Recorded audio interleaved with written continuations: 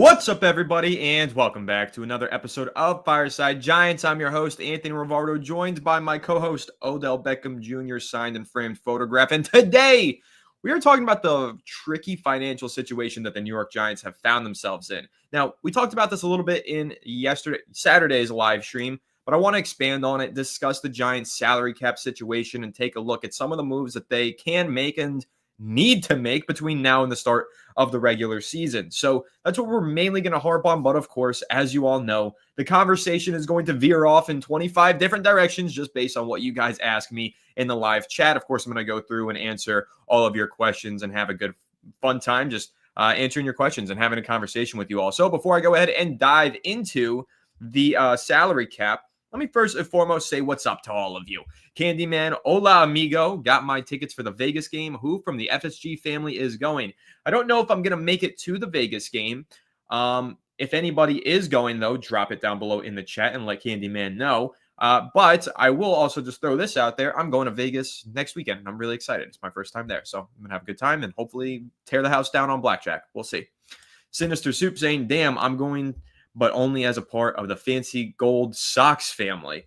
The FGS family, the Fancy Gold Sox. That's I haven't heard of that family yet, but I wish all of you the best in the Fancy Gold Sox family. Colton saying, yo, what's going on? Good to see you as always. Good to see you too, my friend. The Hot Nichols saying, what's good? What's good, Hot Nichols? Yo, what's up, Fireplace? Good evening, good evening. Glad to be watching for the first time. Well, I hope it's not your last time. I hope you keep coming back because we have a great time in these live streams, especially when someone leaves a super chat, a big one, and then I have to let out a big scataboo. That's what everybody loves to see me do, but I do scataboos for free anyway. I mean, I just love doing the scataboos. Hot Nichols saying $9 million isn't that much to move around, I don't think. It's really not a lot to move around, but it's moving around that $9 million could make things a little bit more difficult. Maybe not in 2025, but 26, 27, potentially further down the line. So that's kind of what we're going to go ahead and discuss is just the salary cap implications of potentially restructuring contracts and so on and so forth. So Jedi, what's up, man? And SPP saying, what's up from London? What's up from Palm Beach Gardens, Florida? Good to see all of you in here. We'll go ahead and kick the conversation off. Trenton, yes, your guy Sirianni did get extended. Whatever, man. I hate that guy, Sirianni. He's like my least favorite person in the league, so I can't congratulate you for that one. And what's up, Raymond? All right, now, without further ado, let's waste no more time, and I'm going to go ahead and pull up Over the Cap, the handy-dandy website that tells us everything about every NFL team's salary cap situation. So going here with the New York Giants, what do we have is 1.1. I always get hit with these ads every time I share my screen. This is like the new recurring issue here. All right. Number one thing we want to look at is team cap space, 1.1 million in cap space. And if we flip over here to the cap space across the NFL, and we come all the way down to the New York Giants, well, they do rank dead last in cap space, and they have a negative 9.3 million in effective cap space. So if you saw the title of the episode and if you see down below, it says negative 9 million, question mark? Yes, because how do the Giants have negative 9 million? I think this is a good question to pose and answer because I'm sure a lot of you probably look at that 1.1 million and say, oh, the Giants have cap space. But NFL teams don't operate based on the cap space. They operate based on the effective cap space. And so the explanation of effective cap space, in case you do not know, and I'll actually just throw this down in the live chat as well for you guys to refer back to. But effective cap space is the space a team will have after signing at least 51 players and its projected rookie class to its roster. So the rookie class is essentially what has the Giants over the salary cap in effective space because signing 2 first-round picks, a third-round pick, a fourth-round pick, a fifth-round pick, and 2 seventh-round picks. That's going to cost the New York Giants over $10 million whenever they eventually do get those deals done. So once that's the case, they're going to be over the cap. But before the salary cap comes into effect, the Giants do have some time between now and July where they can make some roster moves. And the question is, what roster moves could they potentially make? So Tim here has a pretty good suggestion. Should the Giants cut Graham Gano and sign Badgley to a 1-year deal worth $2 million? I don't really have a take on Badgley, but in terms of cutting Gano, what we can do is discuss that and how that might become a necessity for the Giants later this year. And Colton also suggesting get rid of Graham Gano and Raheem Nunez-Roches. Nacho McAdamney could take over. I don't know if McAdamney is going to be the answer potentially at kicker. But I do think what the Giants need to do, knowing that Graham Gano, if you cut him post June 1st, which is when training camp would be, Graham Gano, where is he? There he is. They will save $4.4 million in salary cap space if they release him later this year. So that's a lot of money saved. That's almost half of the debt that they're in, right? $9 million. That $4.4 million cuts that in half. Okay, now they're only $4.5 million or whatever in debt, basically. So then they just make a couple more moves and they're good. But the problem when you're cutting a player is who is going to replace that player. And that question is as big as it is for the kicker position because McAdamney, like Fireplace just says, would have to prove it first. So we would need to go through training camp and Graham Gano gets outperformed. We would need to go through the preseason and Graham Gano gets outperformed. And then at the end of the summer, then the Giants can maybe make the decision and say, hey, you know what? We're going to move on from Graham Gano and take those $4.5 million in salary cap relief. And again, that's a pretty significant amount of salary cap savings. However, that's also a pretty significant player. Graham Gano has missed a lot of time over the last 2 years, and he hasn't played well when he's been on the field. But if we remember when he was fully healthy 3 seasons ago, 4 seasons ago, 5 seasons ago, he was one of the best kickers in the NFL. If not, he was probably a top 5 player at his position. So is he able to get back to that standard, or is this kind of the end of the road for him? Has he had that career regression? Are the injuries piling up, and is it done and over with? If the Giants felt like it was done and over with, they would have signed a kicker at some point this offseason. But because they haven't done that, I'm inclined to believe that they still feel as though Graham Gano is the answer for them at the kicker position. So I just think it's kind of tough to tell, and why I say we won't get that answer until post to June 1st. We won't have this answer until the end of July after we get through training camp and preseason. So that's the big number one name that I'm going to say keep an eye on as a potential cut candidate is Graham Gano, because the cap savings for him are so significant if they do release him. Now, again, I don't know who his replacement would be, but I have to imagine that the Giants would go ahead and bring in a couple of potential replacements, or at least some options to bring in competition for the summer. And then whoever wins the competition, let the best man win, and the winner gets the job, and the loser just gets cut, and the Giants take the salary cap savings.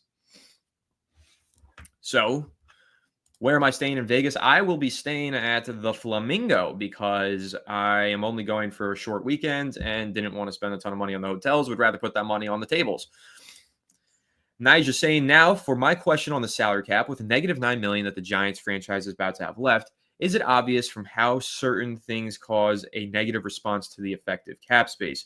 So essentially, the reason that the Giants are so deep in the negative on the effective cap space, again, is because of the rookie class, because the rookie class is accounting, or the effective cap space is accounting for the rookie class. So that's $10 million that the Giants technically haven't spent that's being held against them on the effective cap space.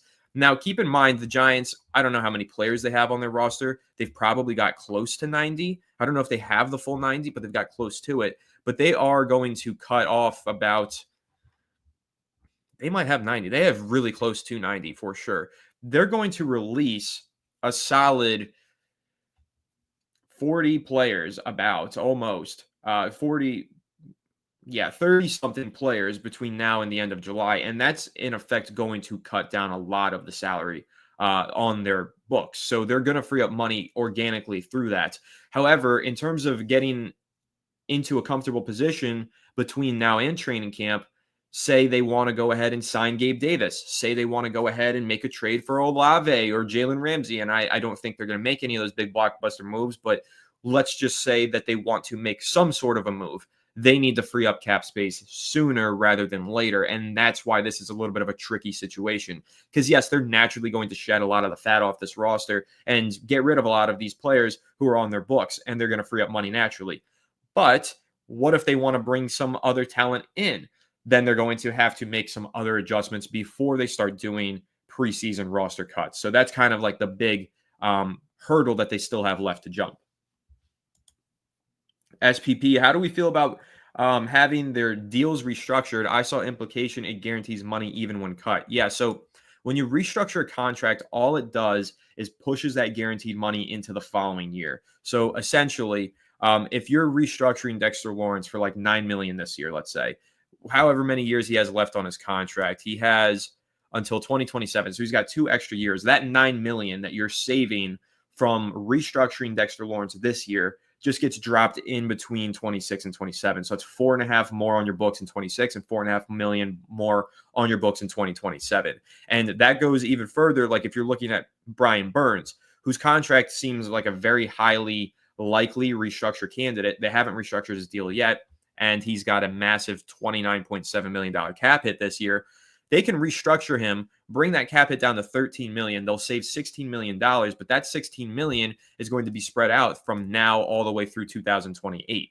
So you're talking an extra 3 years, and I'm really bad at math, so you guys are going to have to bear with me for 1 second. That's an extra $5.3 million added to the Giants' salary in 26, 27, and 28. So it's a lot of money to kick down the road. They have to pay it out regardless, and they can restructure again, and then they can end up paying it after the player gets cut. You're right. But essentially, it'll free up money now. It'll make your money tighter then. And so the Giants need to balance. Do they want to clear that kind of cap space for the future or for the present, or do they want to try and hold on to whatever they have in the future? And I think it's a good time to mention right now the Giants have a projected 28 million in cap space next offseason. That's not a lot. I know it might sound like, oh, that's a sizable amount. It's really not. They're going to cut players. They're going to extend players. They're going to free up more money. That's for sure. But even still, 28 million is going to dry up really, really quickly, especially after they do make some more signings. I mean, if you're going into next offseason with 28 million, again, you have to take 10 million out of that in effective cap space. So you've really only got 18 million. And what's that going to buy you in today's market? Maybe a starting wide receiver too, if that, and then some other key pieces because you got to fill out depth. So again, if you start restructuring these deals, you're really going to eat into that future cap space. And at one point, the Giants had a ton of it, but now they don't. In 2027, they've got $131 million in cap space currently. But again, that's going to fill up really fast as they get this rookie class under contract, as they get next year's rookie class under contract, and any free agent signings from next year. So again, you want to be careful when restructuring contracts because if you do it once, there's a good chance you're going to have to do it again and maybe even a third time, and you're just going to keep inflating, kicking the can down the road. You'd rather just pay the money up front if you can. I honestly don't know how much it would be for kickers good and reliable as Gano, but I don't know how good and reliable he still is because he hasn't proven to be that over the last 2 years, especially not reliable, missing as many games due to injury as he did. Yo, AJ, I heard this too. Evan Neal, absolute dog. I'm super jealous of him, man. Evan Neal. I like that I didn't look at the chat for 2 minutes because I was going on my long tangent about over the cap and, the Giants salary cap space. And we had 1, 2, 3, 4, 5, 6, 7, 8, 9, 10 chats in a row about Evan Neal's new love affair with Sabrina Carpenter. You know what, man? My hat's off to him. Let the curls out. Hats off to you, Evan Neal. I'm really proud of you, man. That's quite the bag right there. Yeah, 28 million for next year just isn't a ton. It really isn't. Like, it dries up like that. I mean, the Giants had what? I think they entered this offseason with 43 million in cap space, if that's right. I think they had 40-ish, 40 to 50 million in cap space going into this offseason. And you guys saw how quickly it dried up. They signed Adebo, they signed Holland, and then they re-signed Slayton, and they were pretty much out of money. All they could do from there was just sign depth pieces like Roy Robertson Harris and other guys like that who don't move the needle for you. So if 40 to 50 dried up that quickly, just imagine how quickly 28 million is going to dry up. Colton, I've seen this comment a couple times. I forgot to pull it up, but Aldrick Rosas needs to be brought in. Rosas was good for the Giants a few years ago, but if I'm not mistaken, I believe he has some serious off-the-field problems, doesn't he? Someone will have to remind me. I thought he had like a serious issue, but I don't know. But either way, I don't think the Giants are going to want somebody who does have an issue. If he does have one, again, somebody fact check me, confirm it for me. but I think he had an issue. And also, was he kicking anywhere in the NFL last year? Was he starting last year? Because I would want somebody who's kicked last year. Like, I want somebody who's still in game shape, not somebody who's, taken a couple years off. Or, you know what? Here's a good idea. The Giants should look at the UFL, because there's definitely kickers tearing it up in the UFL right now, who would definitely be able to step back over into the NFL and kick the same. What's that one guy who wears the glasses, the nerdy looking dude who used to play for the Colts? He wears the goggles. He's a good kicker, though, and he's not on the team. I think he's in the UFL, so maybe him. Blankenship, is that right? Maybe not. Is dead cap taking a lot of cap space? The Giants have, yes, dead cap is taking a lot of cap space. The Giants have $27 million in dead cap right now. $4.9 million from Darren Waller, which isn't a lot, but $22.2 million from Daniel Jones. Yeah. Shout out Daniel Jones, the gift that keeps on giving, or the disease that just keeps on clapping. I'm sorry. 2026, though, the Giants' dead cap space, they don't have any dead cap charges next year, which is fantastic. So once Daniel Jones is off the books this year, it's over with. We can move on and lift that curse from our franchise. AJ, I'm absolutely surprised that we didn't bring in any competition for Graham Gano. He's been injured. He's been inconsistent. You're 100% right. I just can't believe that we haven't brought in any competition. But again, we will. I'm like 100% certain that between now and training camp, the Giants will sign a kicker, maybe even two. Like, they will bring in a couple guys to compete at this position with Graham Gano for training camp in the preseason. Yeah, I mean, listen, Rosas was a beast for a minute there. Remember that kick that he had against the Bears? It was like the longest in franchise history, and it was only like 58 yards. It was pretty sick. Game winner, yeah. So, yes, it was Blankenship. You guys are right. Trenton, stop. We're not talking about that Blankenship. We are not talking about that Blankenship. Doesn't it? Like, I feel like he was here for 2 seconds and then just gone. And now he's a musician. Darren Waller doesn't even play football. He just sings and raps with a lot of autotune. Was never partial to his music, unfortunate as that may be. Sorry, Darren, if you're watching. Not a fan. Nigel, thank you for clearing it up. Aldrich Rosas did have the DUI. That's what it was. So yeah, I don't think he's kicking for the Giants in the future. I agree with you, Trenton. I don't like to agree with you because you're an Eagles fan, and I don't agree with Eagles fans often, but I do tend to agree with you, Trenton. And kickers are very underrated. I do agree. I don't think enough people understand how much of an impact a kicker can have on a single football game. Obviously, we see it every single year, games won and lost by kickers, but I still think it gets overlooked somehow. Jude McAdamney did kick for the Giants last year, and I think he did all right. You know what? I'm going to search Jude McAdamney stats. Yo, he looks a lot like my friend Billy. Wow. That's weird. That's like a striking resemblance. Oh, he kicked one game for the Giants. Why did I think he kicked more than that? He kicked in one game. He made his 1-for-1 field goal of 31 yards and his 1-for-1 extra point. Of course, the Giants only had one extra point in the game he played. Okay. So I don't know much about McAdamney either. Who kicked for the Giants last year when Graham Gano was out? It's like a fever dream last season. I can't even remember. I tried to block out as much of last season as I could. So who kicked for them? I can't recall. AJ, I'm fine if Gano wins the job because he still has some upside, but I'd be mad if he is given the job. That I agree with. Give him some competition, please. If they don't, I'll be upset.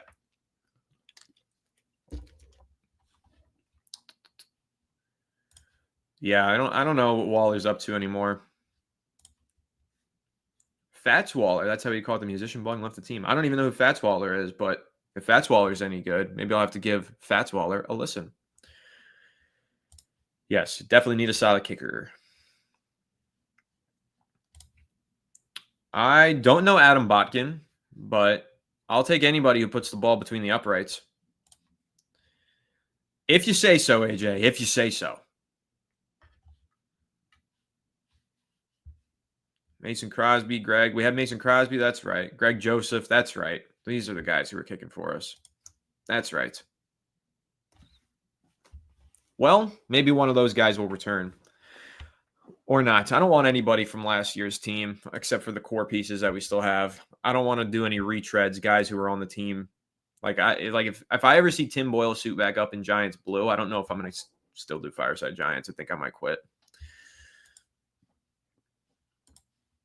This I can agree with. Man, I just want some wins and competitive team, like 7 wins, and I'm happy. Dude, I'll take 7 wins. I'll do a backflip for 7 wins and a front flip. And I might do a somerset into the Grand Canyon because I'll be so happy about 7 wins. And that's kind of sad because it's only 7 wins, but I will definitely take 7 wins for this team. If I have to go through another 3-14 season, I don't know if I'm making it out of that alive. That was just absolutely pitiful. I was so apathetic. Like, I didn't even care anymore. I'm sure some of you could feel the energy. I appreciate everybody who tuned in during that terrible season. And you know what, man? I appreciate everybody tuning in right now. The fact that we've got 220 people watching right now in the middle of May when there's literally nothing going on with the New York Giants is as boring as can be for them. And all of you tuned in to talk some Giants with me. Real testament to this fan base and to the Fireside Giants community. You guys are the GOATs. I know they had Jamie Gillen kicking during the first game, the Commanders game. Yeah, and then they didn't trust him, so then they decided they were going to go for 2, and then they didn't convert, and then they screwed themselves out of a win. I like Jazz, so I might have to check this out. Yeah, Giants legend? I don't think so. Although he did throw a really nice back shoulder pass for a touchdown to Malik Neighbors. Much better back shoulder than Daniel Jones ever threw to Malik Neighbors. So there's that. Yeah, right? Like, dude, give me 7 wins. At least I'll know, especially against this schedule, with how hard this schedule is. If the Giants put up 7 wins against this schedule this season, I'm going to go like, all right, you know what? 2026, if the schedule's easier, the team gets better another year, and Jackson Dart provides that spark, I will definitely buy in if we get 7 wins this year. I would rather we don't sign Justin Tucker. I'm not going to touch that topic, but I think the Giants should stay away from it. They're a team that doesn't need to be catching any headlines for the wrong reasons right now. Don't mess with anything like that because you know it's a headline wildfire. Excuse me. I think that if Russ plays just as well as he did last year, I think that the Giants can win 7 games. To me, the worst part of why our effective cap space hurt, in my opinion, came down to the one set of uniforms for our 100-year anniversary. That's just my 2 cents. Well, I don't think that the uniforms affect the cap space. However, I do think that the cap space is affected by us being a bad football team, and there was the 100-year anniversary uniforms that made us look like the worst football team ever, and then we proceeded to play like the worst football team ever. So, yeah. So if we were supposed to have like 90 million cap space next offseason, what positions as players? So we are not supposed to have 90 million in cap space next offseason, AJ. That's the unfortunate news that I have to break to everybody. We are expected to have 28 million in cap space. And if we were to restructure some contracts, we will have even less. And let's say we re-sign somebody. Like if we re-sign, you guys have heard me talk about this before. I think the Giants should re-sign Michael McFadden. If they do, they'll save $1.8 million this season. But then they're going to be paying him around $6 to $10 million next year, whatever he ends up making. I don't know. So they really just don't have a ton of money. Yeah, Wan'Dale Robinson is going to be free agent next offseason. I think he probably gets replaced with a draft pick next year. If I have to give you an early, way too early prediction on what the Giants are going to do in the first round of next year's draft, I think they take the best wide receiver on the board. I think they're going to get a playmaker for Jackson Dart. I hate that I'm the bearer of bad news here with Justin Tucker. I thought that was pretty well-known news, unfortunately. Dart could end up playing after the bye week. I've said this before. Ideally, the Giants are in the playoff hunt. They make the playoffs. We don't see Dart this year. Realistically, they're going to get eliminated at some point. And after that point, Dart should get his reps because he does need experience. And more so than just needing experience for Dart, the coaching staff and front office needs film on Dart so that they can build on that. Say, hey, this is where you did well. This is where you need to improve. Let's evaluate, especially because that film could be valuable for a new regime potentially coming in if they get eliminated early. SPP Williams, if we get 7 wins, that's probably all against playoff teams. That's like a playoff run on its own. Fair enough. Good way of looking at it. I like that. Dude, I don't know. The bread got turned into toast real quick. We spent a lot of money this offseason. We really did. The Giants, I think, spent more money than anybody in free agency this offseason. I mean, we're talking about newcomers like who? Like Adebo, like Javon Holland. I mean, yeah, let's see what's Holland's cap hit next year. Javon Holland's cap hit next year is $17.5 million. That's a lot of bread. Adebo's is holy cow. Adebo's is $23 million. So that's where the overwhelming majority of that money went. And again, other signings as well. Roy Robertson Harris is on the books for $5.5 million, which I just really don't understand that. But I can't complain too much because I really like this draft class. So that's where the money went. Yeah, tackler, wide receiver next year, I think. Rocco saying, let's go. Does that, guys, is this a call for a Scataboo? If you guys want a Scataboo, all you got to do is ask. I'll hit you with the Scataboom. You heard it here first, everybody. Me, Anthony Rivardo, the new Eli Manning. Thank you, Dakota. That was the nice boost that I needed for the day. Actually, I didn't mean to click on that comment. I'm sorry, Luke. I'm not going to read that one. That I'm not reading that. Who plays the most for quarterback in the preseason? I think that they're going to find a way to split it all, but I actually think Dart has an outside chance of playing the most. I think he's going to get a full 4 quarters. I think he gets a quarter in the first game, a quarter in the second game, and a half in the third game. So I think he gets 4 quarters. DeVito is going to end up playing probably a full 4 quarters as well because he's going to do a cleanup job, play the whole second half of the third game, probably play a good amount in each of. So I think those two are going to lead it. I think Jameis and Russ probably combined for about 3 quarters. And I'm saying quarters, but I don't even know if all these guys are going to play full quarters. So I don't know. I'll say Dart. I think it's good to get him that experience in preseason since you're not expecting to play him during the regular season. I think there's a good chance you will, Danny boy. How can a 3-win team be in such cap hell? Well, really, they're not in a ton of cap hell. Like, they've got the $9 million that they need to free up right now. But again, there are some obvious cut candidates. One of them also being Daniel Bellinger. Oh, no, dude. Remove. I do not want to add a bookmark. Daniel Bellinger. Why won't that show up? Oh, because I was on. Hold on. Bear with me for a second. Daniel Bellinger. There he is. If they cut him, they save $3.4 million. And I know you guys really like Daniel Bellinger. I do too.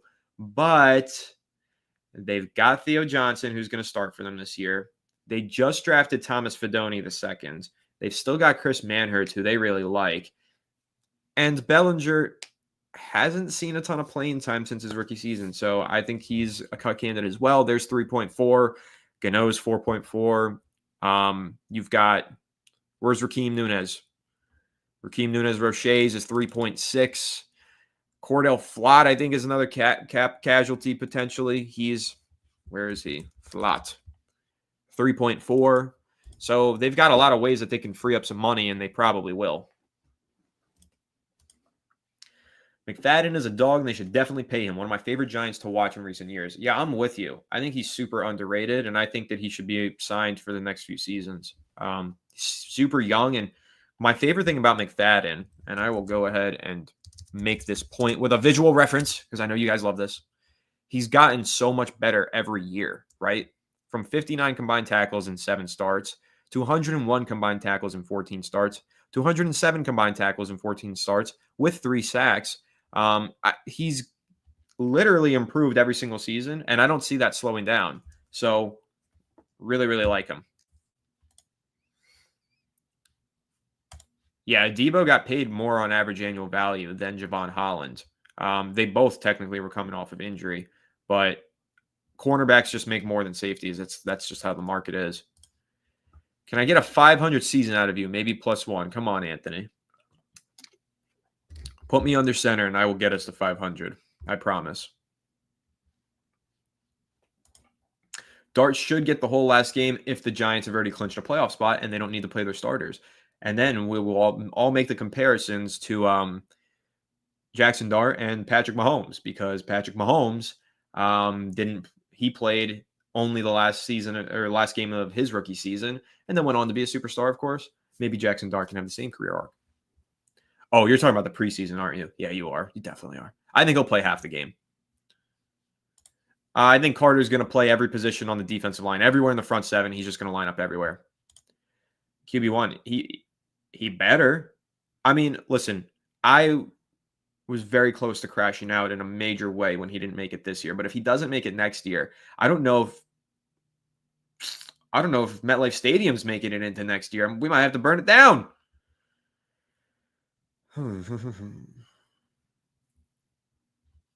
Let's see. I think you're going to see a lot of Abdul at off-ball linebacker. He's just going to move all over the place. AJ saying, we cannot cut Bellinger. If Theo gets hurt, I'd rather start Bellinger over Manhurts. Manhurts is a negative in the passing game. Bellinger is a good blocker and catcher. I don't mind paying $3 million for tight end too. I don't disagree with you. I mean, I actually do agree with you. I would like to see Bellinger stay on this team, but I just fear that because they have such cap problems, they might have to make a move that they don't want to make, and it might come at the expense of Daniel Bellinger, unfortunately.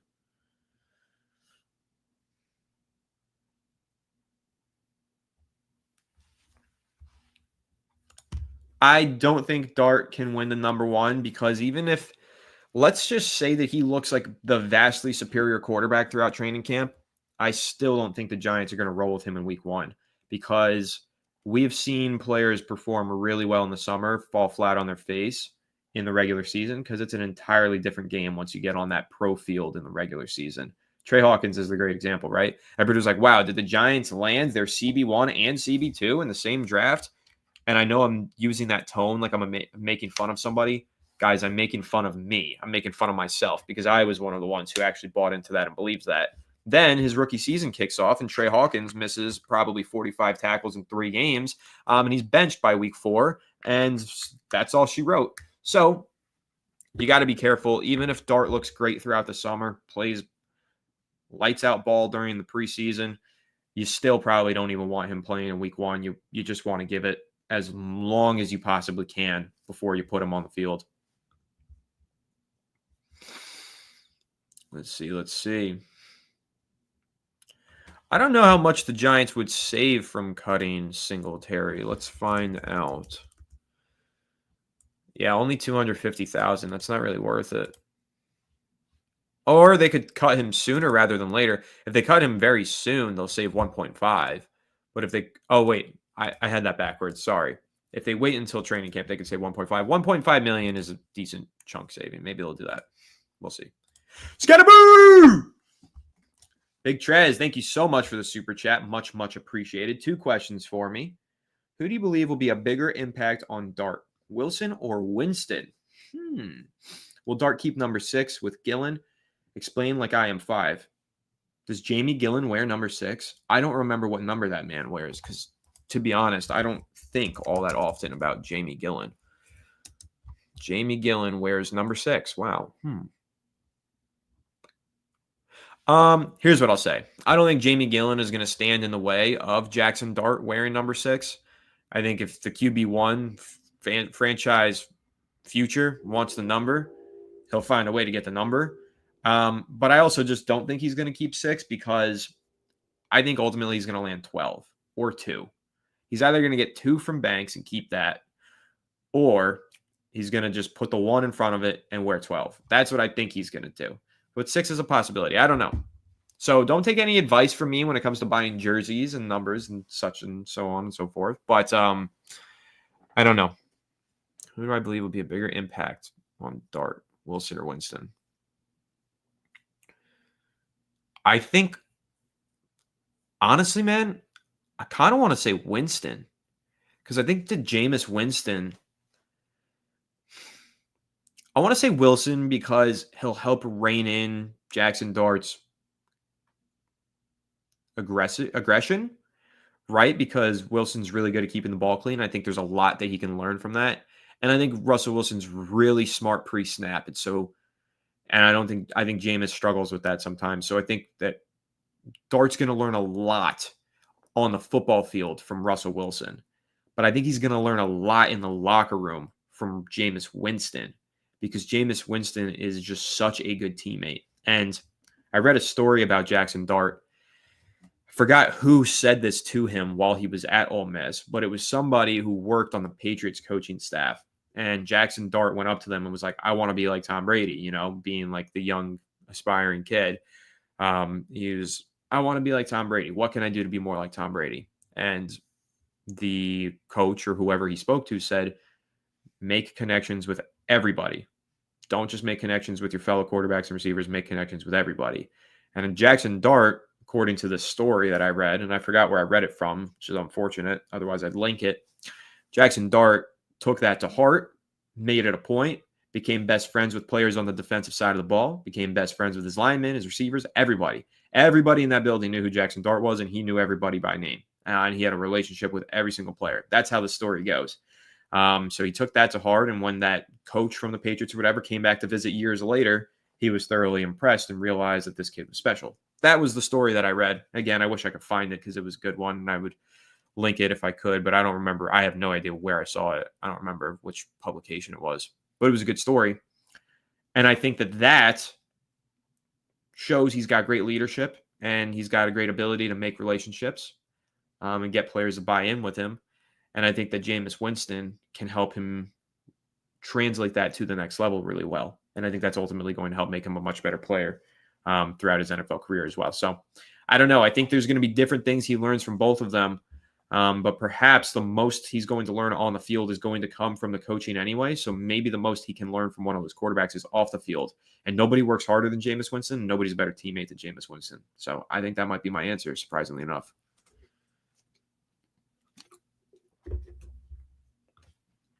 I agree, AJ. I think Russ is going to get at least the first 4 weeks of the season. Yeah, Fuego Dharma, thank you for the chat, saying, wasn't Banks 3? Banks was 3. Banks switched to 2 because Russell Wilson bought 3 off of him. Yes. Charlie Weiss. Name is somewhat familiar, but I really don't remember where the story came from, but I'll try and find it. And if I remember, I'll perhaps find it and drop it in the comments of this one. All right. Come on. What questions you guys got for me? How about Cam Scatterbo headbutting with Jackson Dart? That's like their thing now. Kind of cool. I don't know. This rookie class is like a lot of fun. They've got aura, as I said in yesterday's title. The Giants have aura again, and I'm really excited about it. I wish I had even an iota of the aura that Jackson Dart does when he wears those really cool looking Jordan 11 cleats. Those are fire. I, unfortunately, wear Under Armour cleats, not really cool Jordan cleats, because I only play flag football and I don't even play it at a very high level. So I cannot justify spending all the money on the Jordan cleats. But maybe one day. Is it a hot take to say Scat will have more yards than Tracy? Also, thoughts on Dulcich. He was solid option in Denver and had chemistry with Russ. If he has chemistry with Russ, then I'm happy he's here, because I think anything to make a quarterback's transition and life easier is always important. But I really don't have that many thoughts on him because he's not a player that I've watched a ton of. I think it's good that the Giants have added depth at tight ends. And hopefully, again, if Dulcich plays well during the summer, maybe they can save a couple bucks on Daniel Bellinger. Again, not hoping that Bellinger gets cut, but again, I think that's one of those positions where they did need to add depth just in case they needed to trim the fat. But is it a hot take to say Scat will have more yards than Tracy? I do think it's a hot take to say that, because as good as Scatterbo is and as excited for him as I am and as all of us are, Tyrone Tracy Jr. was really good last year, and I think he's earned the right to be the starter for at least the first half of the season, and I think he will be, and I think he's going to perform really well in the first half of the season. So he's going to run with it. But if there is an argument for Scatterbo getting more yards, it's how good of a receiver he is, because he's a dynamic receiving threat, so I could see him putting up more all-purpose yards. But I think Tracy has more rushing yards. Does DJ make it in Indy? Want him to succeed? Wonder how past players were due on other teams. Well, the Giants' past players have had a lot of success going to other teams. And I'm never going to rule a guy out. You guys know how I feel about Daniel Jones. I don't think he's a great player, and I don't think he's going to be a great player, but will he make it on Indy? I think there's a really good chance he wins that job, because Anthony Richardson is as unpolished as they come, and Daniel Jones is polished, and they might say, well, we need the more polished guy in there for week 1. So he might win that starting job in training camp. And I'm not going to lie, it's a pretty good environment for a quarterback who needs a retooling. They've got Shane Steichen, who's a good offensive coach, and they've got a couple of really good playmakers in Pierce and Pittman Jr. So, I mean, listen, he can definitely perform better in Indy this year than he did last year, but that is just about a 1 foot hurdle, maybe lower 6-inch hurdle, because last year couldn't get any worse than that, Danny. AJ said, don't want to be that guy, but are there any potential head coaching hires you got in the back of your head? Yeah, there is like one in particular, majorly, that sticks out in the back of my head. And it is Cliff Kingsbury. In division hiring, that would be. I don't want to be that guy either. So let me just say this. I'm confident Dable's going to save his job this year. I think the Giants are going to win 7 games, and he's going to get another year, and he's going to coach Dart next year, and we're going to be in store for a really exciting 2026 season. But if things don't go as planned and the Giants do fire Brian Dable, the number one hot candidate that I think everybody's going to want to take a look at is going to be Cliff Kingsbury, because he has head coaching experience, and he just did a wonderful job transforming Jaden Daniels into a phenom overnight in his rookie season. So I think that would be the guy that I would keep an immediate eye on.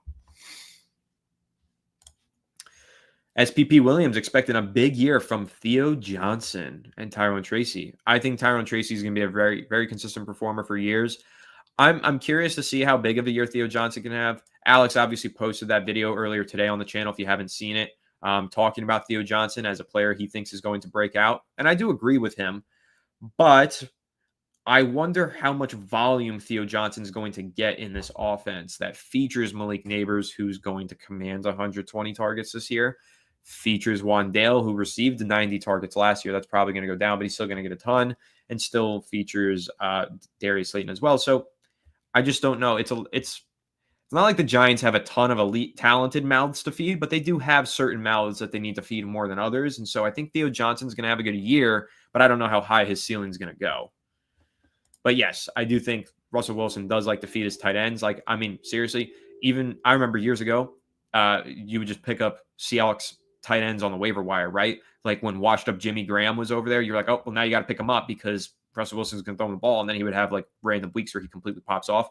Or like the GOAT Will Dissly would just pop off randomly certain weeks. Product of Russ, because he knows how to get it to his tight ends. That's for sure. I do think everybody's sleeping on the offense. I just think everybody's sleeping in general on the New York Giants. And it's time for them to wake up. Sorry if I just blew out your eardrums. I'm sorry. Love you guys. We got another super chat from our man, Big Trez. Thank you so much, Big Trez. Came back for seconds. Thank you. I have thirds, fourths, fifths. I have all that you guys want. I am here all day, every day. Cam looks like one of those headbutting goats. Just asks for contact. Most exciting to watch him. What week will he steady RB2? Week 1. I think he'll be ready to be the RB2 in week 1 for sure. I think there's a really good chance that Devin Singletary gets cut this offseason. Ahead of the end of the preseason. I think that I could see Devin Singletary get released, and you could see Cam Scatterbo immediately take over and form that 1-2 punch. Yeah, so I'm trying to think. It took until week 5 for Tyrone Tracy Jr. to become the starter last year. And then Singletary, what's buzzing over here? You guys hear that? I got a text. And then Singletary is largely phased out of the lineup for the following 12 weeks. Did have the injury, of course. I don't know. I just don't see Singletary taking snaps away from these young guys because they're so good. Like, I think Tracy's awesome. And I think that Cam Scatterbo and his tackle breaking ability and his ability to make plays as a receiver, he's so dynamic. So I think he is a headbutting GOAT. I think he's going to be so goated. And I think he's going to be the RB2 as early as week 1, to be completely honest with you. Phil saw Brian Burns at a party on Saturday in Manhattan. Well, that's cool. Hope you played some flip cup with him or something. Dude is a physical specimen and had all the ladies approaching him. Well, yeah. I mean, shoot, he probably had all the men approaching him too. I will say, if you ever see Brian Burns at a party again, send him Fireside Giants his way. Be like, hey, go on this podcast right here. Excuse me, sir. Sir, you need to go on Fireside Giants right now, sir. Yeah, everybody's going to be awake when we go 3-0 and leave the Chiefs shell-shocked. Could you imagine Giants home opener this year on Sunday Night Football and they upset the Chiefs? We will be happy then. The live stream party for that one on this channel is going to be nuts. 53-man roster projection for the running back room. Tracy Scott and Motor are locks, but who's the fourth? You keep Eric Gray, Turbo Miller, or do you just go with 3? That's a good question. I think you got to hold at least 4, maybe even. I feel like NFL teams usually hold 5 running backs? Definitely 4. Definitely 4. I'm so curious. Miller. Turbo Miller is Dante Miller, right? So they'll free a million, about 960,000. They'll free $1 million if they cut Dante Miller. So that's kind of negligible. I guess you would keep Singletary if you feel like he's better. You don't need to save the extra 600,000 to cut Singletary. Let's see. Where's Gray? Eric Gray. You save $1 million if you cut him. He's definitely getting cut. He's definitely been buried down this depth chart enough. So, yeah. Maybe Motor does stay on the team. I was saying Motor could be a cut candidate because they'll save $1.5 million. But if they can save $1 million from cutting Eric Gray, I think that we can see Devin Singletary stay on this roster. Fireplace. Thank you so much for the super chat. I say super chap. Well, you're a super chap. You're a nice chap, but super chat. But Scataboom! Scored my first touchdown with Scataboom in my Madden franchise. That's why you get that big Scataboom. All right. Yes, sir. More Scataboos to come. Can you? Are you guys excited when we do the game live streams? Honestly, I can't believe I've been doing this channel for so long and I haven't done game live streams yet. This year, the game live streams are definitely happening. And imagine I'm just sitting here and we get a touchdown, a 40-yard touchdown from Scataboo. You know how the Scatabooms are going to be? Boom, boom, boom. I'm going to turn into the Costco boys, but the Scata Costco boys, let's drop it. But yes, it's going to be a lot of fun. It's going to be really exciting. I can't wait. Let's see. And say we are better financially by midseason. We are off to a decent start. Do you think we make a deadline trade, and for what? That's an interesting concept. I don't think we would, and not because of the finances, but because of the draft capital. The Giants already traded away their 3rd-round pick in next year's draft. And so already being down a top 100 pick, I just don't think they have a ton of room to operate with their draft capital. So I don't see them making another trade. Oh, Gary, why not? Mean. Just kidding. That's okay. Candyman, do you and Alex try to get Giants players on the podcast? So Carrick, it was good when you had him on. Occasionally, and we're going to try again some more. The Giants are very selective with who they let do podcasts. Like, there's a lot of rules and restrictions that these players follow by. So unfortunately, it's just kind of tough to get the guys on, the players, but we're going to definitely try. And, if we get anybody on, we'll be really excited to share those interviews with you. The Okereke one was fantastic. I loved that interview. It's definitely one of my favorites. I interviewed Dante DiVincenzo a few months ago, in case you guys didn't hear about that. That's over live on the Fireside Knicks YouTube channel. He wasn't playing for the Knicks anymore when I interviewed him, but still I asked him about the Knicks and it was relevant. And where else was I going to post it? So you can go check out that interview. But yeah, there's going to be interviews this offseason. I'm going to Fanatics Fest at the end of June. June 20th, I believe, is when it kicks off. I'll be there with a couple of the guys from the Fireside Yankees crew. And we're going to go around and we're going to interview fans and we're going to interview players. So you'll definitely see some exclusive content coming on the channel. But actually, you know what? Even further on this note, Candyman, Alex and I were just having like a strategy discussion earlier today about how we can grow the channel, expand the community and all that kind of stuff. And one of the things we discussed was doing more interviews, not only with players and stuff like that, but also with beat writers and with different content creators, having other people on the channel and giving you guys variety and so on and so forth. So a lot is planned for the channel is basically the summary. And I'm really excited to share everything with all of you.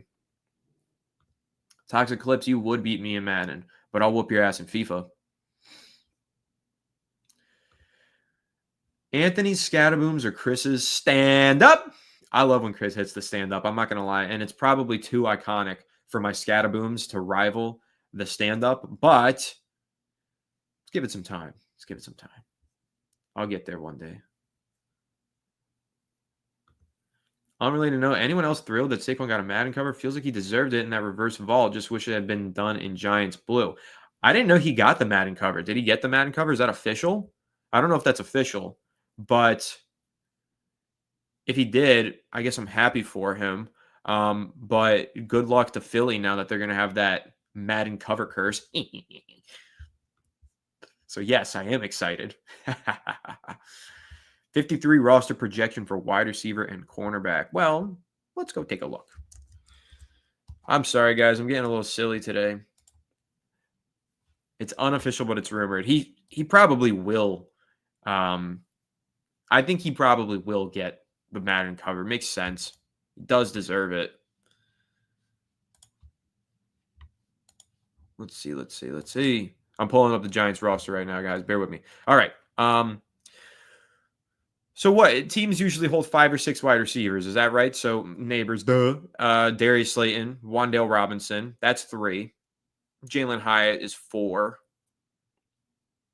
Some interesting names on here. So of the guys that we're deciding on for this last spot, we're talking Montrell Washington, who I'm sure most of you have never heard, Zach Pascal, Amir Smith-Marset is probably going to make the roster, but classified as a return specialist. Jordan Bly, Antoine Wells Jr., Dalen Cambry, Daquan Felton, Bo Collins, and Lil Jordan Humphrey. If I have to guess right now, the guy who makes it is Lil Jordan Humphrey, but I do think it becomes a competition between him, Bryce Ford Wheaton, and Bo Collins. And the reason why I selected those 3 players in this competition is because they're all the tall wide receivers that the Giants have. And I think when you're looking at their receiving core, having some height in the backup realm is probably preferable. So that would be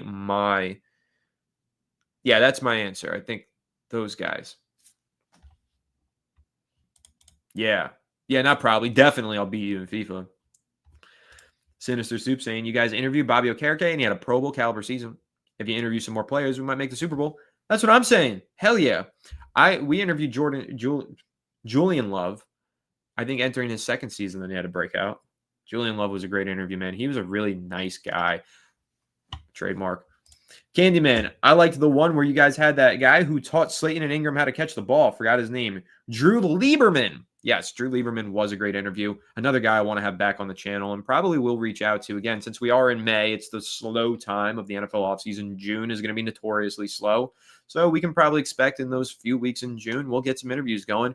Drew Lieberman, I'll definitely invite him back on. I'll definitely invite Brian Walker, D-Backs Academy, back on. And one of my favorite interviews I've ever done, if not my favorite, probably is TBR Training. That was the best. The guy who trains Justin Tuck, O.C. Manura, all those guys. So, yeah, I would really love to have him back on. Eli going to get some ownership? Very well could. Him and Strahan are both trying to buy that 10% that's available. So, we'll see. You wish Wink was still our DC. I'm happy that Wink Martindale is not still our DC because I don't think he knows how to maximize pass rushers. However, I'm not happy that Shane Bowen is our DC, so it's a double-edged sword. I just wish the Giants had a DC I believed in, but they don't. Hopefully they end up with one. Maybe Shane Bowen can prove me wrong. Hope he does. Hope he can prove me wrong. What about Juice Wells? Is he a practice squad guy? Yeah, I think he's definitely a practice squad guy, and I think his chemistry with Jackson Dart is important. So I like Juice Wells. He's a player that really stood out to me at South Carolina. He transferred to Ole Miss this year. I think Art Stapleton would be a good interview if he's available. Art Stapleton's been on the channel once or twice, and he follows me on Twitter. We interact every now and then. We like each other. I can definitely get him on, and definitely will. So he'll definitely be coming on at some point. See, I don't think Wink could do a lot with Abdul Carter because there's only one player. Wink Martindale has been coaching in the NFL for over 10 years.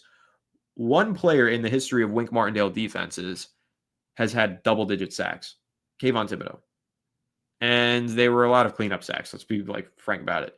So he just doesn't maximize edge rushers. He can't get edge rushers to produce double-digit sacks. So while maybe he'd have fun moving Carter around, I just don't think that he would ever – I don't think Carter would reach his ceiling properly with Wink Martindale. In fact, I think what the Giants should have done or should do in the future, take someone off of Dan Quinn's coaching staff and bring him in as the Giants' next defensive coordinator to maximize Abdul Carter, because anybody who was on Dan Quinn's coaching staff when he was coaching in Dallas with Micah Parsons, there's got to be somebody who's an up-and-coming potential defensive coordinator candidate that can take over for the Giants that knows how to do with Carter what Quinn did with Parsons. So that would be my line of thinking there. Find someone with that ability. I agree with this, AJ. I think if Gabe Davis signs on, it's going to be a battle between him and Hyatt. That FSG charm, I'm a very nice guy. Pretty sure no one kicked when Gano was injured, and we just failed at going for 2 points because we were always playing behind. Jack Whitman, good to see you in here, buddy. No, the Giants did have kickers, Greg Joseph, and there was another one, Mason Crosby, I think it was. They had a couple of old guys kicking for him. They got by, but yeah, they didn't do a ton of kicking because they were never in the red zone. They can't score. Couldn't. They can this year. But they didn't do a lot of kicking. I'll try and get Slayton. That would be sweet. Dude, bringing Spags back would be a dream come true, but unfortunately that's not going anywhere. Well, that's really cool. You worked on FIFA. It's actually sick. I used to be better at it.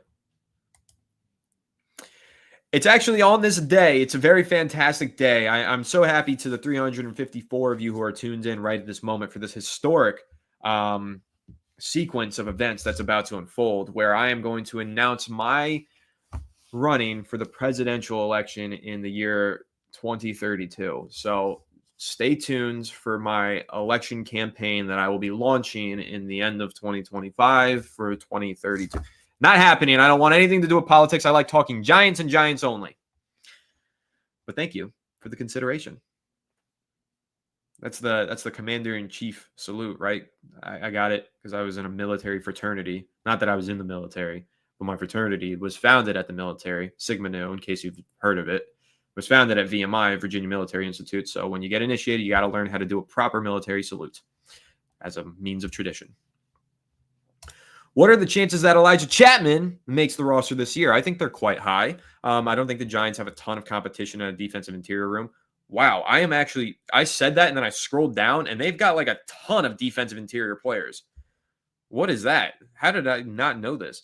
They've got Dexter Lawrence, Corey Durden, DJ Davidson, Roy Robertson Harris, Jeremiah Ledbetter, Darius Alexander, Rakeem Nunez-Roches, Jordan Riley, Elijah Chapman, Elijah Garcia. They have 10 interior defenders on the roster right now.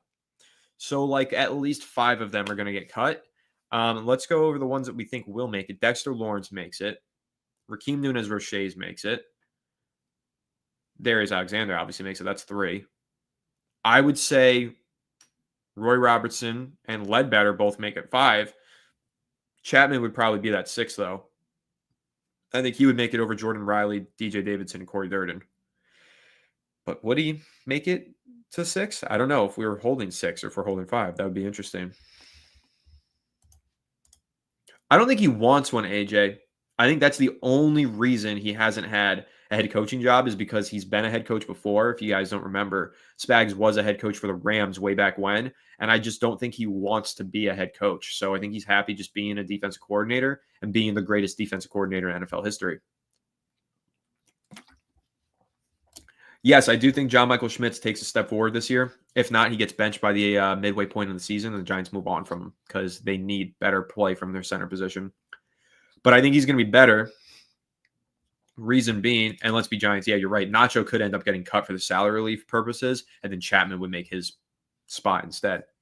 I think John Michael Schmitz is going to be better this year because the Giants are going to ask him to do less. The last couple of years, especially his rookie year and on, where he was doing a lot in terms of playing the game, blocking, but also the mental side of things, because the Giants, let's face it, just didn't have a quarterback who could handle the pre-snap adjustments and keep the offensive line in shape. There was a lot of shifting the wrong way, not identifying blitzers, all that stuff. And a lot of that has to do with the center, but also, of course, the quarterback, mostly the quarterback, And Russell Wilson's good at those things. He can handle those things. So now I think there's just going to be less for John Michael Schmitz to do on a play-by-play basis. Now just go out there and play some damn good football, right? Like, just play. Move Chapman to end. AJ says Chapman's too small for the end. I mean, yeah, 6 foot 278. Yeah, he probably is too small. And honestly, if he does end up getting released this offseason, it's going to be because the Giants don't value the pass rushing upside as much, because 6 foot 278 is really small for a defensive interior player. And Roy Robertson Harrison is 6 foot. Where was that? Is 6 foot 5, 290. So he's on the lighter side, but is taller. Chapman at 6 foot is like, he's by far the smallest interior defender on this roster. He's not really NFL size for his position, even though he played quite well last year. It showed flashes. I mean, they might say Darius Alexander's pass rushing ability is more upside and better, so they might just move on from Chapman. But again, I think whoever said it made a good point. You can cut Nacho. It was Let's Be Giants. You can cut Nacho, save that money, and just develop Chapman. I think that might be a good move. But he's definitely too small to play on the edge, because he can't go up against a big 6'8" hulking tackle. I'd like to see Ledbetter play. Looked like a useful depth piece from film for run stopping. Yeah, I don't know a ton about Ledbetter, but happy to have him. Any depth is good depth, right? Like, just keep adding trenchmen. We need more guys in the trenches. We need more dogs in the trenches. All Chapman was good for was stunts, and now we have Alexander Golston that can do all that and the other things better than Chapman. That's kind of what I was getting at. Like, the Giants upgraded majorly with Darius Alexander. He's a really good run stopper. He's a really good pass rusher. I mean, like, he's not really good at anything yet. He hasn't played in the NFL, but I'm saying at Toledo, he was good at both of those things, and he's got traits that translate in both of those facets of the game to the next level. So I think he's probably going to play a lot of football for the Giants. And then ultimately, Chapman could be the one who's on the outs. We'll see. We shall see. All right, guys. We have hit the 1 hour mark, but I have a surprise for you all. I'm not leaving. I'm not leaving. You guys, of course, please tell me you guys get the reference. I'm a big movie guy. I've shared this before on the channel. I'm a big film buff. I try and watch at least a movie a day if I can. I watch a lot of movies, and anything by Martin Scorsese is just absolutely embedded in my heart. So I love Scorsese. Fun fact about me. So, of course, referencing The Wolf of Wall Street if you missed it, but great movie if you haven't seen it. If you're an adult, go watch it. If you're not, don't watch it. Walls, trees. Luis, yes. Good call. Walls, trees. But yeah, so I was going to wrap this up at an hour, but like, I just don't feel like it. So if you have more questions, keep sending them in. I'll stay on for another 10, 20 minutes probably. What else am I going to do? I just want to sit here and talk Giants. Let's do it. So send some more questions. Send life questions too. Send questions about anything. Giants questions or otherwise, just drop them in the chat. I'm happy to keep talking with you guys. Oh, this is such a good question. SPP Williams, top 3 Scorsese movies. Off the top of my head, Goodfellas is number 1 for me, easily. An underrated one I'm going to throw out there, it's probably not top 3, but an underrated one I'm going to throw out there is Cape Fear. If you haven't seen that, it's a really good movie. I think it's going to be Goodfellas, Taxi Driver. Oh, man. Maybe The Departed. Maybe King of Comedy. It's a really, really tough toss-up. I'm going to say Goodfellas, Taxi Driver, and The Departed. Those are my top 3 Martin Scorsese movies. Evan Neal having a big year would be huge for this team. I don't see it happening. I'm very sorry that I just don't have a lot of confidence and faith in this guy. I've heard he doesn't have the best work ethic, and I feel like that's shown up on the football field. He's also frequently injured. He just has not performed to expectations, and it's super unfortunate, super upsetting. But generally speaking, I would love to see him perform better at guard. I would love to see him become a starting level player for the Giants, but I just think he's going to need a change of scenery. He needs to go somewhere else, in my opinion, but we'll see. I've loosely predicted the Giants record. I haven't done game by game projections or predictions or anything like that. But what I'll say is I think they win 7 games this year. So, any advice on getting into the sports media business? Number one thing that I'll say is bet on yourself. Don't be shy. Just go for it. Like literally Nike, just do it. Because again, I've told this story before on the channel, but I'll tell it again. The way that I got into sports media was by breaking out of my shy little shell and sending a DM on Twitter. Alex Wilson, who you're all familiar with, tweeted, "Hey, I'm starting up this new website. If anybody wants to talk about the Giants and write some articles as a hobby, shoot me a message." I was in high school at the time, and usually I would be like, no, I'm focused on other things. But I was like, you know what? Screw it. I love talking about the Giants. Let me write about them. So I shot the DM. Boom. Started writing there for free as a hobby, and then it turned into a career. And so I'm eternally grateful to Alex for taking the chance on me, and eternally grateful for that one moment where I just decided, screw it, I'm just going to bet on myself. So bet on yourself, do your thing, and you know what? Just grind. Keep trying to find ways to be different, but also know your audience. But just don't let up, because consistency is everything in sports media. Like if you're talking about creating content, making posts, uploading, upload every day. Like find the time to do something every single day. Carve a little time out, make it a priority for yourself, and eventually you will find your groove and you will make it happen for you. No Bet US advert today. See, SPP Williams, Casino is a great movie, but it just never connected with me. It's not one of my favorite Scorsese movies. Like I'm a Scorsese purist. I love Scorsese, but for some reason, I'm just lower on Casino than most people. But I can't blame you for having it high. Can't blame you at all. Rocco saying Mental Health Awareness Month. Love all you fellow Giants fans. I didn't even realize that it was Mental Health Awareness Month, but thank you for bringing the awareness to me, and thank you for bringing it to all of the viewers of this channel, because I do believe that is very important to be aware of and to discuss at all times. So thank you, Rocco. Love you, Rocco, and love you to everybody viewing and all of the Fireside Giants community members and Giants fans around the world. Love you all.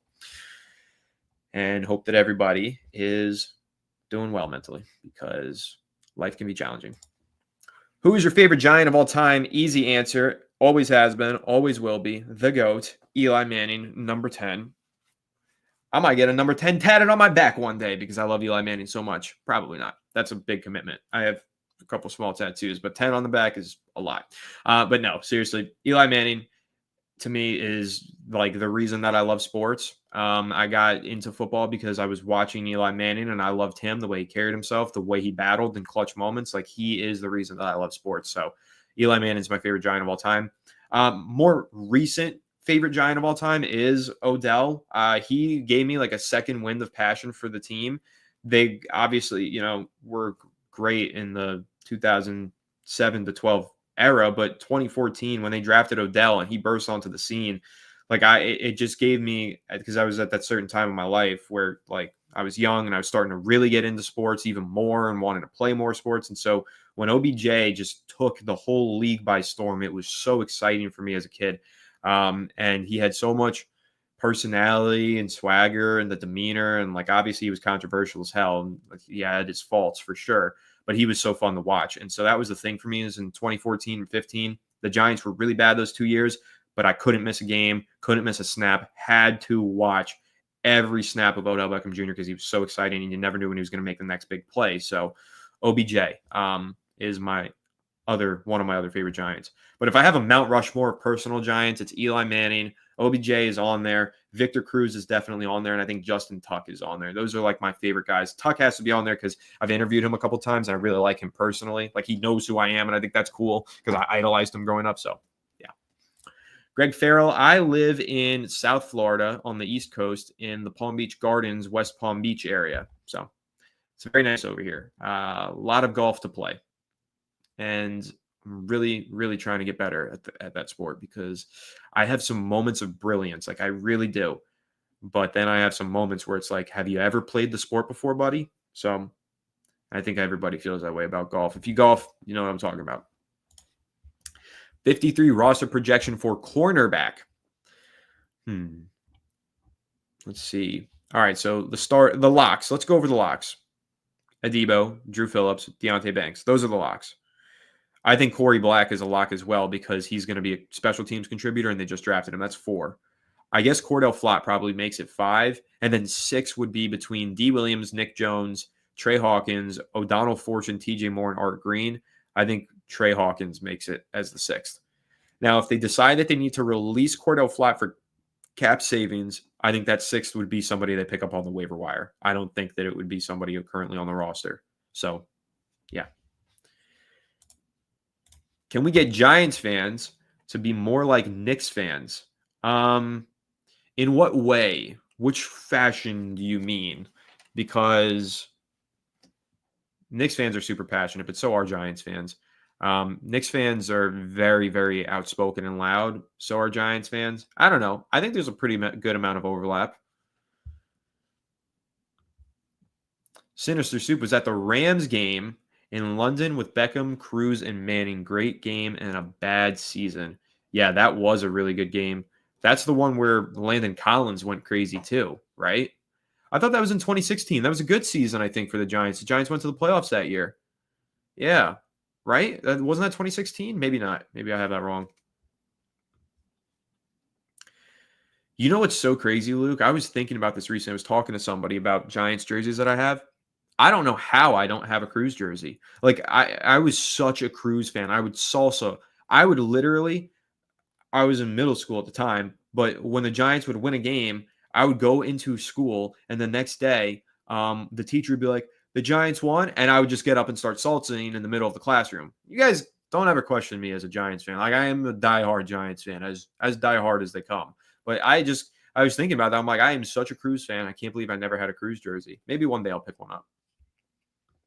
The great moments always bring me back, man. Seriously. Because I was playing like a few days ago. I went and played around. And I mean, I had a couple drives where I was like, I can't believe I just drove it that deep and that straight. That was incredible. And then the next shot is, ball lost in the water, the woods, whatever. And then, I chip in later and I'm like, oh my God, I chipped in. This is awesome. And then I shank the next tee shot and I lose a ball. So yeah, that's golf. Top 3 out of Scorsese, Tarantino, Coppola, Spielberg, and Fincher. Wow, that's a great question. Scorsese easily number 1. Tarantino is probably number 2. Spielberg, Fincher, Coppola. It's probably not going to be Coppola. I love the Godfather movies. And I do really like his Dracula movie, but I haven't seen a ton of Coppola movies. I got to watch more Coppola. I'll probably go with Spielberg? Nah, Fincher, though. Fight Club is undefeated. Don't talk about it, though. Can't talk about the Fight Club. Yeah, I'll probably go. I'm going to go with Spielberg. Screw it. E.T. is my shit. Any life advice for me? I'm 18. Don't really know what I want to do with my life. I think it's always tricky at that age because you have so many options ahead of you. And that's kind of the number one thing that I'll say to you as advice is just realize how many options you do have. There's no pressure. You don't have to do anything. You don't have to force your way into any one set goal, career mindset, nothing right now because you're only 18. You're young and you've got a lot of time. And time is the most valuable thing in the world. So appreciate the time that you have and take your time. Be patient. Being patient is really tough, especially at that age. I remember when I was 18, it was very, very difficult to be patient, but it's the number one thing you got to learn. So life advice would be to try and test your patience, try and grow your patience, and attack every day from there. And the number one thing that I like to live by is to try and get 1% better every day. Everybody can always get better. You can always do everything better. So just try and be a little bit better at something every day, and lead with kindness, and it'll help you. But in terms of career, college, other stuff like that, listen, again, just take your time, go through your options, do proper research, like just be patient on it, and you'll find the right thing for you.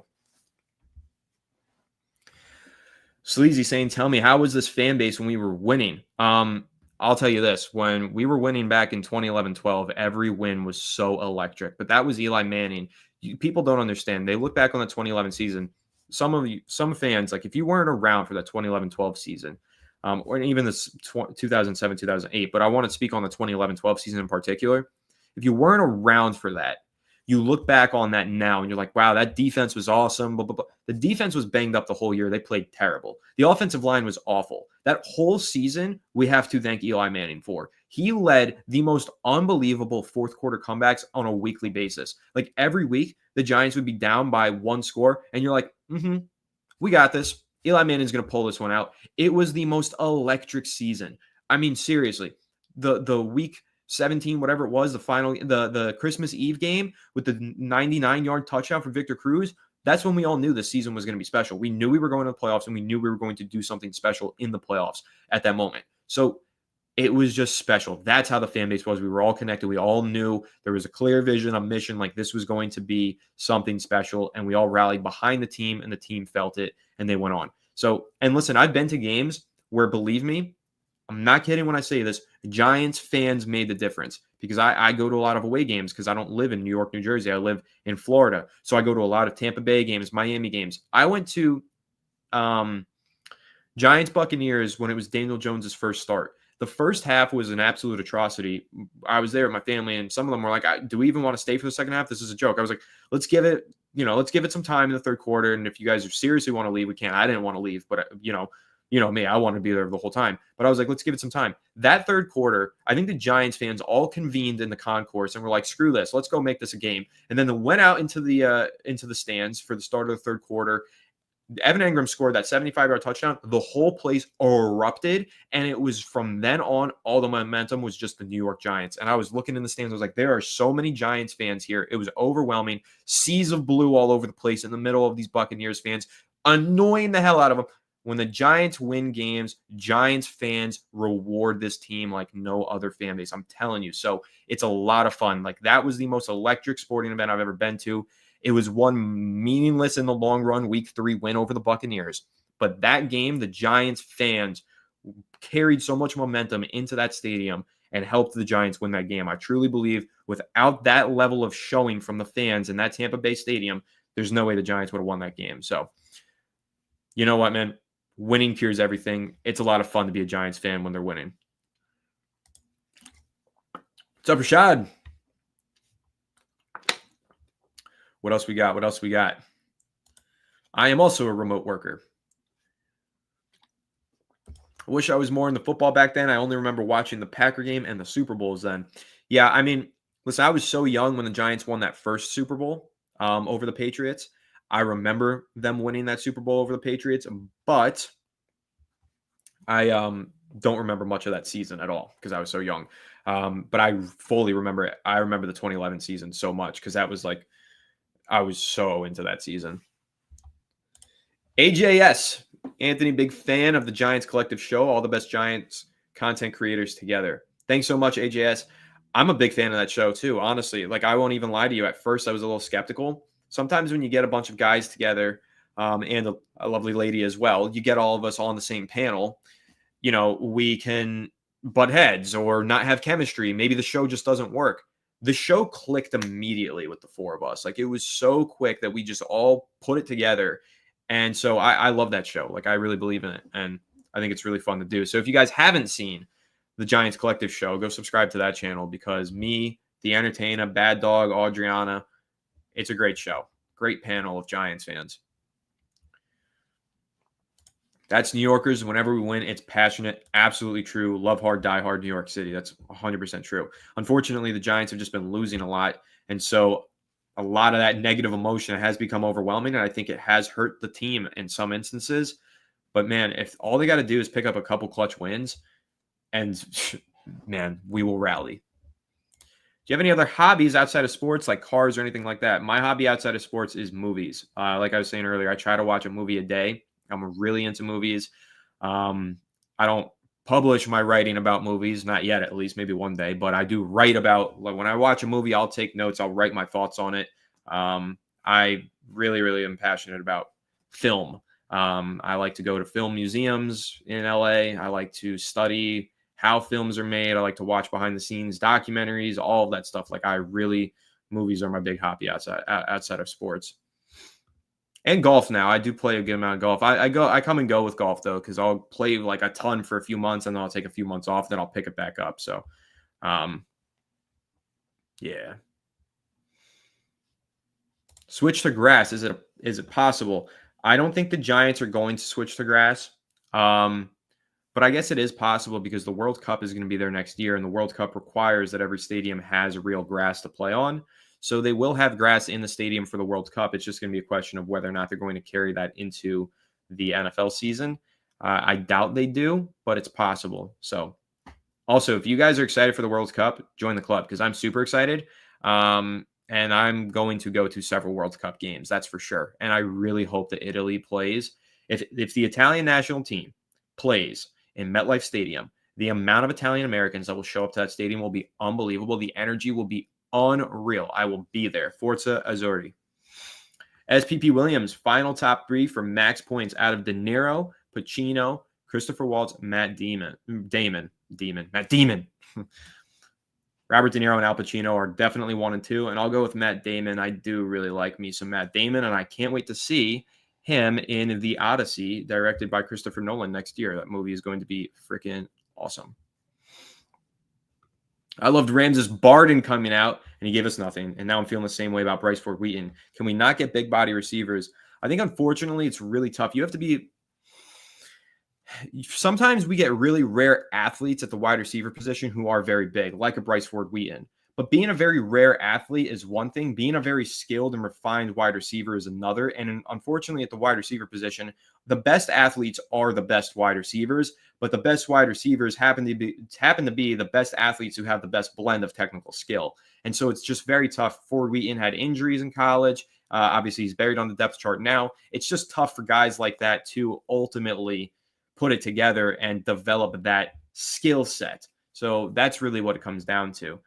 Separation is king, right? If you've ever heard that, it's always important to see a player run good routes more than anything. So I don't know. Maybe Ford Wheaton can be that UDFA who becomes something special one day. We'll see. Now just saying, I'm from Virginia, but I've been a Giants fan since I was 10 years old. Learned a lot of lessons from Martin Scorsese, so it led me to take shape of how I create my music. That's pretty interesting. That's really cool. I mean, Scorsese is one of the best directors ever when it comes to using music in movies, as is Quentin Tarantino, who SPP Williams also mentioned. So love music in movies. I think it's really cool. SPP Williams, Italy versus England, World Cup final. If that's the case, I mean, my God, that would be such a scene. That would be so much fun. I wouldn't be able to talk to my very close friend Cameron for a very long time if Italy ended up winning that, because he is from England and he wants more than anything to see England win the World Cup. And I really want to see Italy win a World Cup. So if Italy were to win that, I don't think I would hear from Cameron for a while. Colton saying, Anthony, I would like to talk about Giants as a hobby on YouTube, but don't want to go through the struggles in building a channel. Do channels like yours hire for an extra to talk or work for them? So channels like Fireside Giants, we love to bring on interns to help you build a resume and do some behind the scenes work for us. So if that's something you're interested in, we're always looking for extra help. You could shoot me a message on Twitter and I'll get back to you there. And maybe, listen, everybody in ESM usually starts as an intern and it's unpaid work. And then eventually, if you do well, you will be rewarded tenfold like I have been. And I'm very, again, enormously grateful and humble for all this. But yeah, so that's always how you get started in sports, though. You're going to have to do the ugly, dirty work at first. You're going to have to do unpaid internships and stuff like that. That's just how sports media works. And eventually, once you prove yourself, you'll get an opportunity and you'll get rewarded. So it's kind of like a mortgage. It's kind of like a loan, right? Like you got to loan some of your time. Someone's going to borrow your time for a little while, and eventually it's going to pay off for you. That's kind of how sports media tends to work. I'm not the inventor of that. I'm, somebody who went through that. So, but honestly, man, I'll say this. Some of the beauty of making this a hobby and making a channel is the struggle. Like there's a lot to enjoy from the struggle. You'll learn a lot about yourself. It's amazing how much you learn from going through those struggles. Like, oh man, I really thought this video was going to do great numbers. I thought this following was going to catch on quicker, but it just didn't work. How do I adapt? What can I do better? What can I do instead? And it's ultimately going to make you a really good creator. So I say embrace the struggle. I think it's important to do. That would be another piece of advice that I'll hand to you, Colton. Sideline Giants saying, I think about this a lot, LML, but you know the Cardinals are sick. They passed on Leak for Marv. No disrespect to Marv, but he's not Leak. Sideline Giants, I know. And again, I was talking about it the other day on my live stream on Saturday. Everybody, we posted on the Fireside Giants Instagram. I posted my top 10 receivers in last year's class, and Alex posted his in the same post. And I had Neighbors number 1, and the comments were all like, Anthony just wants to be different. Oh, Anthony, you're just trying to make some hot takes. How hot does that take now? I don't think it's too hot. I think everybody agrees. So, yeah. I mean, listen, I was always on the Leak train. I thought he was the best receiver in the class. He just moved differently. If you watched him at LSU, he was unbelievable. So, yes, they're definitely sick. Greg says, wow, you're close to my summer home in Jensen Beach, Florida, near Hutchinson Island. I have been to Jensen Beach, and I know exactly where you're talking about with Hutchinson Island. That is pretty cool. It's a very small world. It's actually unbelievable how many Giants fans who view this channel are like in my backyard, like live very close to me. I definitely really want to set up a Giants watch party at a bar in Florida. I think it would be really cool if we could get something like that to happen. In fact, I know just the place. It's called the Thirsty Turtle near Juno Beach. It's a New York sports bar. They got Rangers and Giants and Knicks paraphernalia all over the place. It's a really fun place. So hopefully I can set something like that up someday. Rocco, John Madden movie thoughts. Christian Bale is one of my favorite actors ever, so he's in it, and I'm hyped. Also, I think Nicolas Cage is going to kill the John Madden role. I think that's actually going to be an underrated movie. I don't know how great that movie is ultimately going to be, but I think it's going to be a lot better than people expect. Sinister Soup. Who wrote the FSG video starting music? That tune is fire. I don't know, but it's probably Danny. Danny is our graphic designer. You see, these graphics, the thumbnails, everything like that. Pretty much all of it is all Danny, and so I always give him credit. Like Fireside Giants can't exist without Danny. He's our man behind the scenes who keeps us together. So absolute talent there, and he does produce music, so he probably did the music for it. And yeah, he does the banners, music, so Danny's a man. Learning the algorithm is a lot of fun. Are you worried about Malik's character problems? I love him, but I'm worried he might turn into a diva if we aren't doing things he wants. I'm not worried about it because I think it's necessary to be a diva at the wide receiver position. I don't think there's a single nice guy wide receiver who's actually all that great. Like, dead are the days of Larry Fitzgerald being the best receiver in the NFL. Name me all the best receivers in the NFL. People have called Justin Jefferson a diva. People have called A.J. Brown a diva. They've all been called divas. Jamar Chase. They've all been called divas, and it's because that's the wide receiver position. That's the culture that's kind of like necessary. If you want to be a good wide receiver, you kind of have to have this alpha dog, I'm going to kill you, give me my damn football mentality. So I think it's going to make Malik a great player in the long run. Yeah, it might create some headlines in New York because of how ruthless the New York, New Jersey beat can be.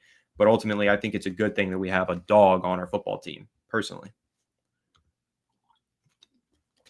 I am about to wrap up, though, guys, at the 90-minute mark here. So in the next 2 minutes, I'm going to call this thing. But Colton saying, does sports media require college? Because I've heard people say that.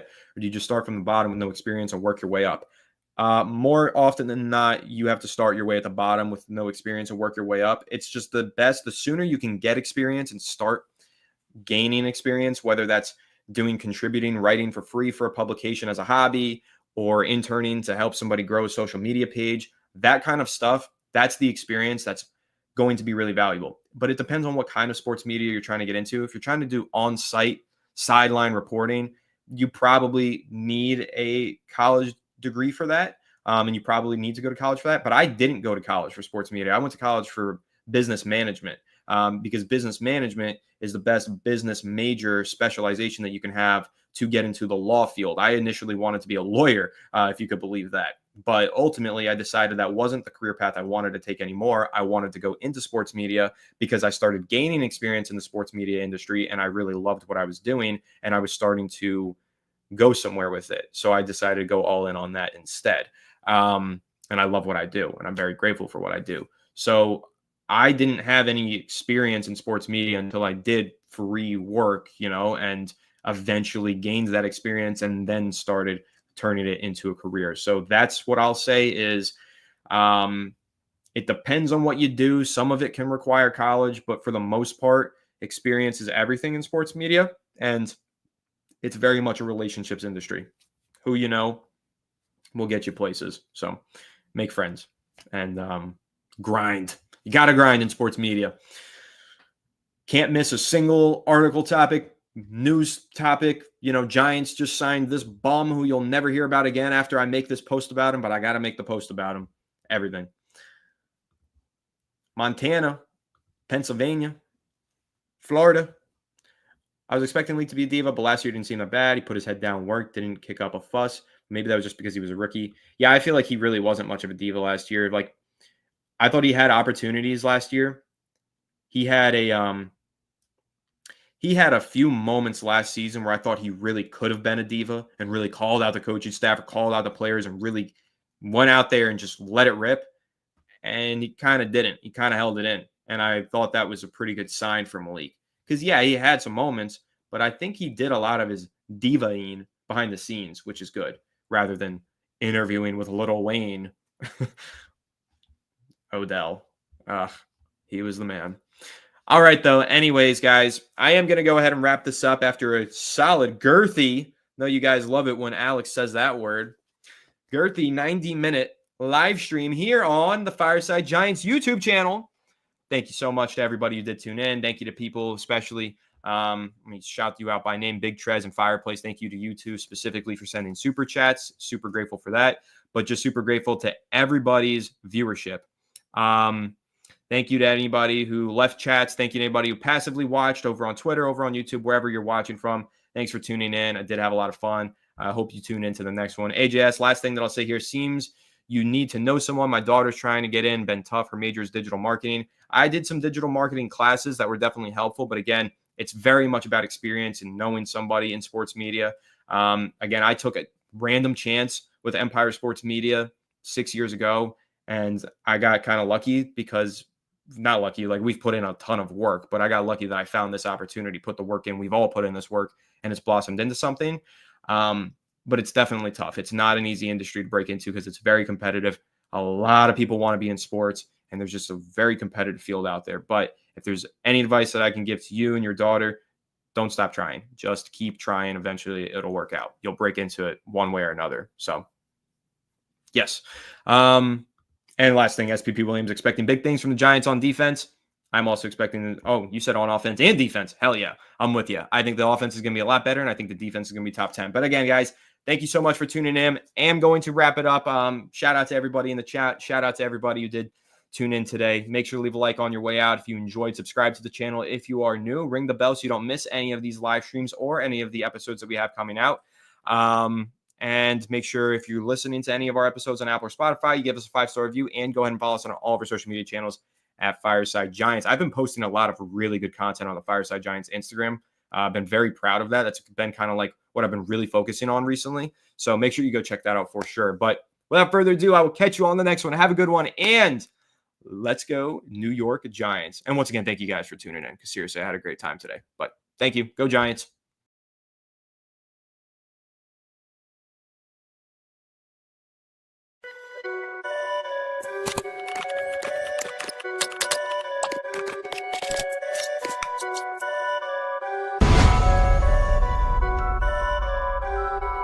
Perfect.